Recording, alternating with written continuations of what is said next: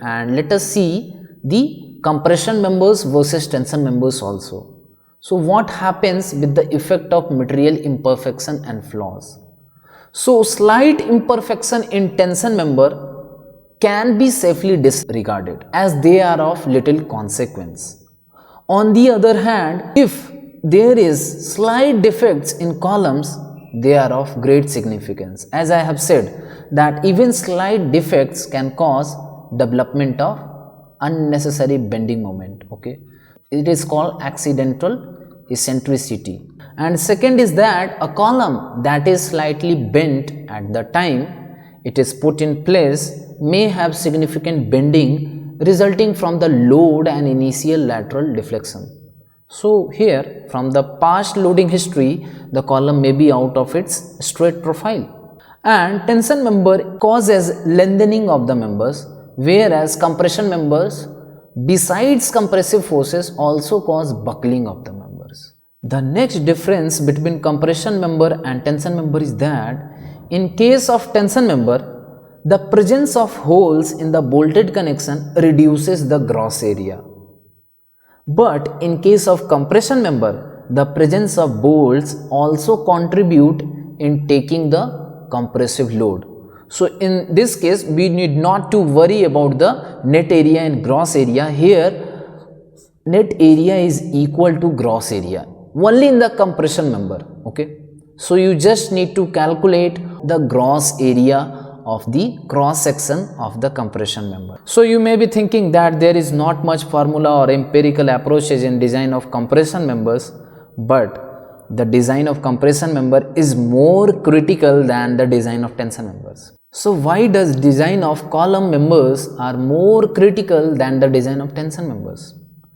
Because even the minor imperfection in materials and dimension mean a great deal.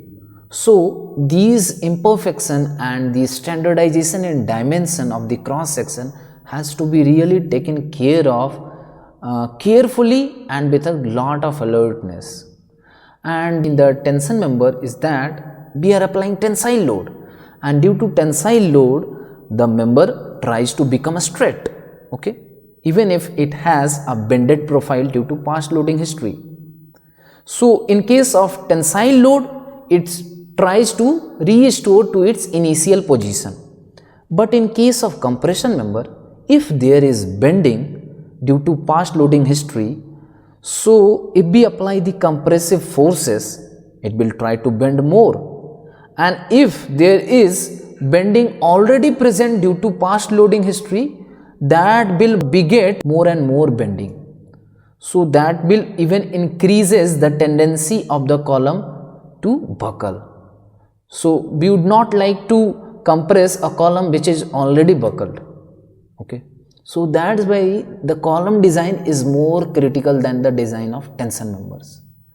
And if we discuss the compression member failure, so compression member failure is governed by two things. One is the strength and other is the buckling strength of the member. So based on the failure of the compression members, the classification of columns has been done. And there are three basic types of column based on the failures. The first failure is the compressive material failure. Now in this case, what happens that we have a very short column. Short column means very short effective length, and fat column. Fat column means a column with larger cross sectional area or larger radius of gyration. Now such a column is not called as a slender column. Such a column will be called as a stocky column, okay, or fat column. So in those stocky columns, what happens? There is no buckling failure as such. These columns never buckles easily. What happens if we go on increasing the compressive load? They burst at a compressive material failure after reaching its ultimate strength. So such a failure is the failure of the material itself by bursting. So this is called a compressive material failure. And second one is the normal buckling failure of the column, which is very evident and common, especially in the columns which are slender. Now when I say slender column, means the columns which have a larger effective length, very long, and skinny. Skinny means thin or having very less cross sectional area or very less value of radius of gyration. So there are basically these two different types of failure. And the third possible compression member failure is the combination of both above. The compressive material failure as well as the buckling failure. Now this type of failure occurs in the intermediate type of columns, which are neither stocky and neither slender. Okay, so basically there are three types of columns also. One is the stocky column, second one is the slender column, third one is the intermediate columns, and they are classified based on the types of failures, different failures which occurs. Now buckling of compression member can be global buckling or it can be local buckling. In case of global buckling, the entire portion of the member buckles. So it's also known as flexural buckling or Euler buckling, which is the primary type of buckling, and in this case members are subjected to bending or flexure when they become unstable and the entire member fails here. And the next type of buckling is the local buckling.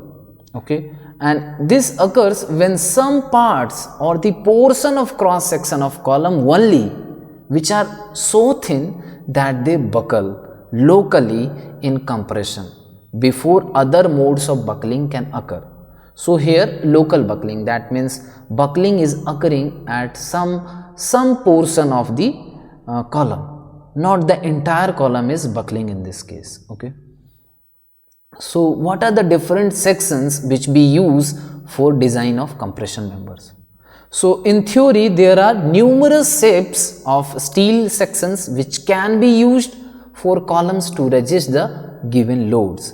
However, from practical point of view, the number of possible solution is severely limited by section availability, connection problems and types of a structure in which the section is to be used. So these are the types of different sections which can be used for the compression members. Now we can use a single angle as a compression member, or we can use a double angle as a compression member, or we can use a T section as a compression member, or we can use a channel section as a compression member. Alright, so these are the simple sections. Okay, or also we can use I beams also as a compression members, and it is also said as W columns, H columns, or we can use hollow pipes like this, which can be round pipes or square hollow tubes. Alright, so these are the simple steel sections which can be used for compression members. Now these are the complex sections. Here what we employ, basically we take simple sections and we try to fabricate a built up sections which may be complex but they carry huge amount of compressive loads. Just like in this diagram, if you see here, we have taken 4 angles. One angle is this, another angle is this. So you can see there are 4 angles being used here in constructing a box section. Okay, and this dotted region which you are seeing, this is the lacing or battening being done, which we will discuss at the end of compression member also. And in this case of box section, here we have used 2 channel section, and these channel section are placed toe to toe, and we have said that this is called toe. Okay, similarly another type of box section, built up section, is made here with the help of 2 channel section, and they are placed back to back. Okay, so toe to toe is also called as face to face. So these are the names of how do we place different simple sections to make a complex built up sections. All right.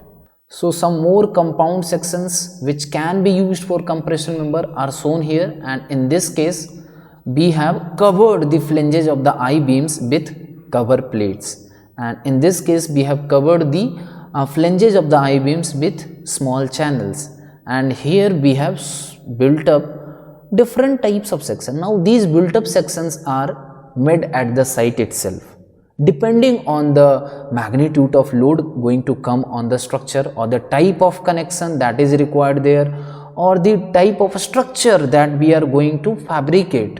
All right. Now let us discuss about the mechanism of buckling in brief, and once you understand this, the buckling will be not very difficult for you to understand. And here we ask you to consider figure 1, 2 and 3, and you have to study them carefully. And in figure 1, some axial load P is applied to the column. The column is then given a small deflection by giving a small force F, and if the force P is sufficiently small, when the force F is removed, the column will go back to its original straight position.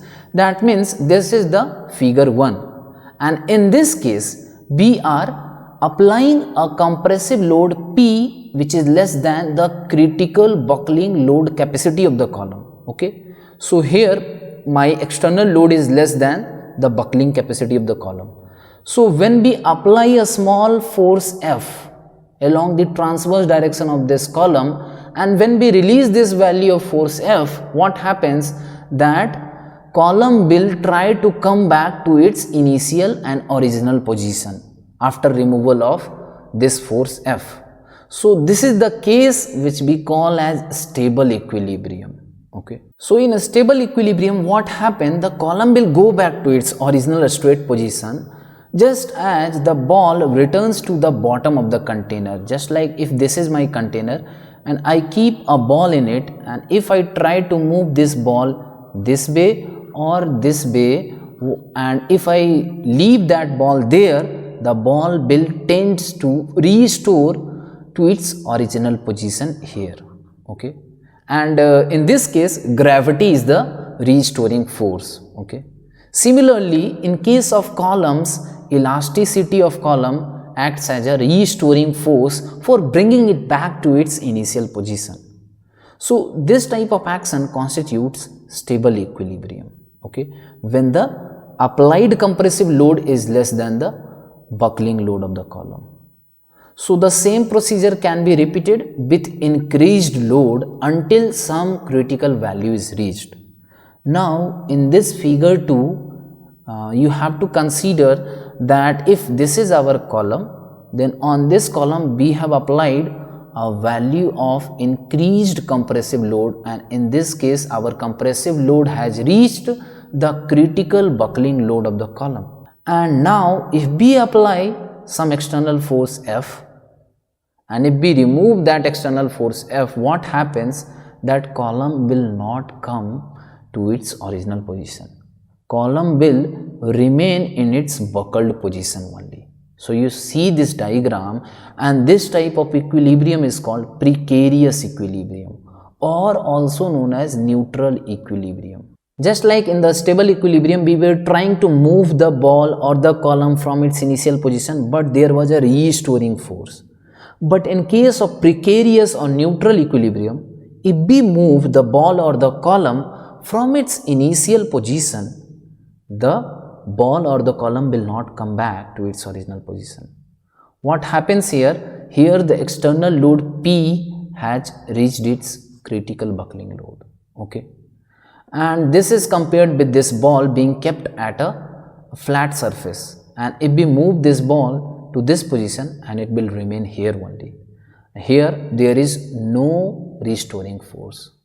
Okay, so in this case the amount of deflection depends on the amount of force F that we have applied on the column, and column can be in equilibrium in an infinite number of bent position. Okay, so column may be bent, but it's in equilibrium right now. That's why we say it's precarious equilibrium. That means if there is even slight increase in the external load, greater than the buckling load, if we say P is equal to PCR plus delta P. This means that P is greater than PCR. Here we have increased only delta amount of external compressive load, but due to this, if I apply an external load on this column, now this column will start buckling and it will not stop until there is collapse in the column. So this type of equilibrium of column is said to be unstable equilibrium, because in this case the compressive load P is greater than the critical buckling load capacity of the column. And this is compared here with the ball being kept at the top of a curved surface. And even a slight disturbance on the ball can remove the ball forever from its original position. So such a equilibrium is unstable equilibrium. So in this case, the elastic restoring force was not sufficient to prevent even the small disturbances, which is growing and growing and growing into an excessively large deflection.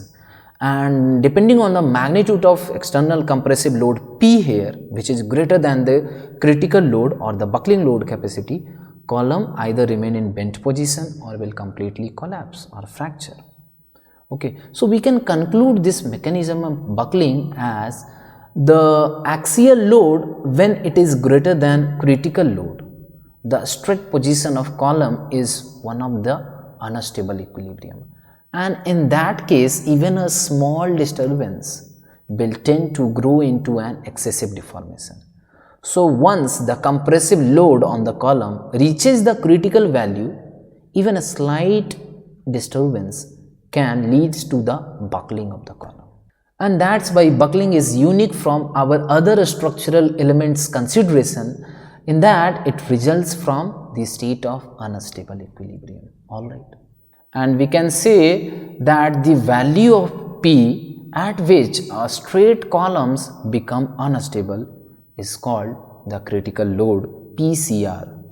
And when column bends at critical load, it is said to have buckled. And therefore critical load is also known as buckling load. So PCR is also known as critical load, which means that as long as the external compressive load on the column is less than PCR, the column will not buckle. But as soon as the external compressive load reaches this value of PCR or increases this value, then the column will surely buckle, and that's why it is also known as buckling load. So this is all about the mechanism of buckling in compression members and the buckling loads, and how does the buckling depends on the slenderness ratio of the columns and different types of compression member failures and different types of columns. So we will discuss about the design philosophy more in the next videos. So till that, stay tuned and stay safe. Thank you.